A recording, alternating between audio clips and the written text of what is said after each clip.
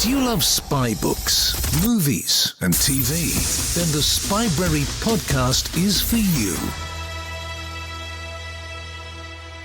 Gene Mackenzie there with that remarkable story.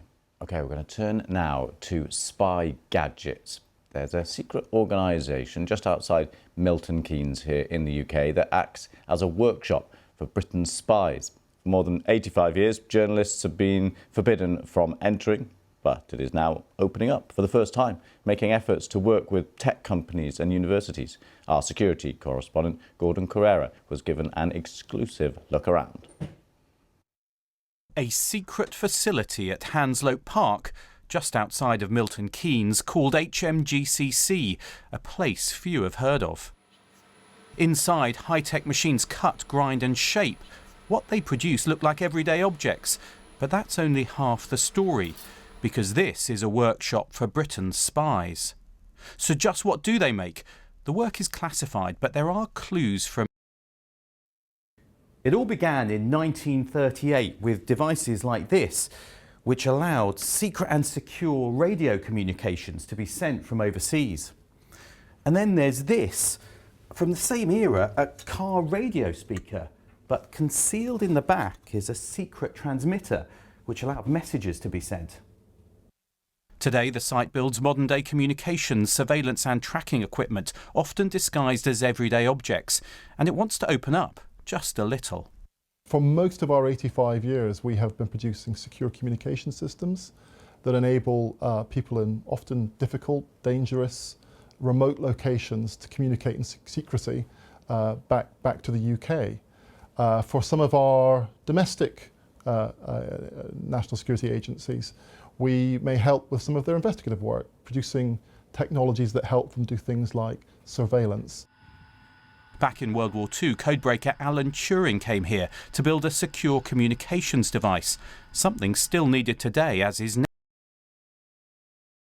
Secure communications hasn't gone away. If anything, it's become, well, every year we think it's a more acute problem than it was last year. So I suspect you can probably trace through a timeline directly back to, what was happening there 70, 80 years ago.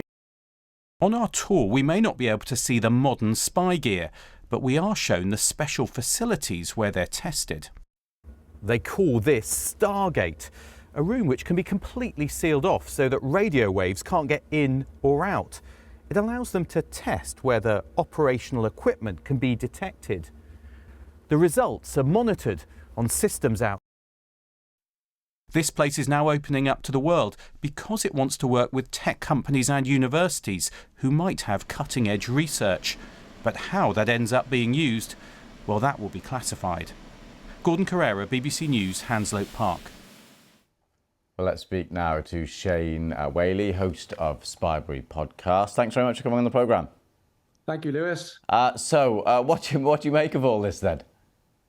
Well, I've often said that spy fact is stranger than spy fiction. And when I see Mr. Correra's report, you really do think that. I remember reading a book by Christy McCrackis called Inside the Stasi Spy Tech World. And when the wall fell, she was able to interview people who worked there. Vision from the Bond movies, but real life East German Stasi, and they had this smell chair where they would detect scents from dissidents, and they would use that technology to find out if a dissident had been in a room. We hear about in real life the Havana Syndrome, the alleged attack on the US Embassy and the Canadian Embassy with rays of some sort that gave ringing headaches to embassy staff, and in some cases far more serious. So it doesn't totally surprise me that this is going on. And what do you make of the security there, that they had a difficult job because they let Gordon in, show him some of the old stuff, but none of the new stuff. I suppose they don't have many other options, do they?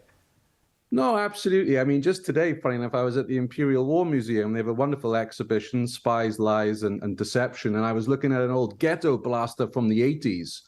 Which was used by the KGB, and they had microphones in there. And I can just picture, a KGB agent sat in St. James's Park in the 80s, next to where spies are meeting, and just putting that by his feet and being able to record the conversations. Brilliant. Absolutely brilliant. What is it about this whole world that is just so intriguing?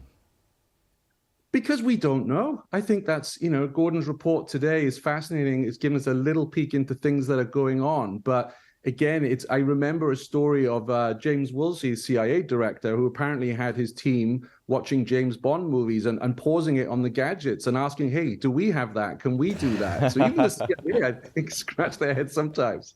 And I suppose this idea of them opening up to work with big tech companies, universities, you can see the logic, I suppose, because technology is advancing so fast, it's moving so quickly. You've got to have, I suppose, these collaborations or you get left behind.